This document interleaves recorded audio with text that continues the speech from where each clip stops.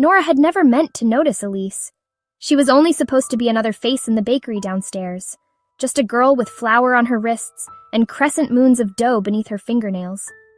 But Nora noticed how Elise tied her hair with a pencil when her hands were sticky, how she whispered to the bread like it was a secret keeper.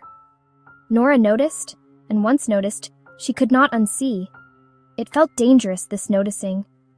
Because Nora had been noticed before, but wrongly. Men had made her into a screen, a sketch, a mannequin. They had arranged her features into what pleased them and called it desire. It had tasted rotten in her mouth.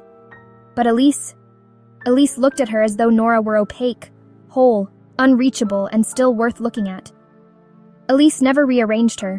When Nora climbed the narrow stairs to her flat, the smell of yeast followed her, warm and alive, settling in her walls, in her hair. Some nights, lying in bed, heart racing from dreams that weren't dreams, Nora would hear Elise locking up below. The click of metal sliding into place soothed her better than prayer. Elise knew something of fear, too. She had left a girl once back in Rouen, a girl who loved with cruelty, who mistook possession for intimacy. Elise carried that shadow with her still, tucked behind her ribs. But the first time she touched Nora's hand, passing her a loaf, heat, unexpected, unfeigned, she thought perhaps shadows could dissolve if given enough light. They were cautious at first, coffee left at doorsteps, long pauses on stairwells, neither one brave enough to open her own door. Elise drawing hearts and flour on the counter when she thought no one was watching. Nora tucking pressed violets into the bakery's tip jar. But desire has a way of pressing against fear until it spills over. One evening, rain smearing the glass, Elise knocked on Nora's door with trembling knuckles. Nora fastened the chain, peered through the slit. She half expected another intruder, another rehearsed fantasy pressing against her threshold.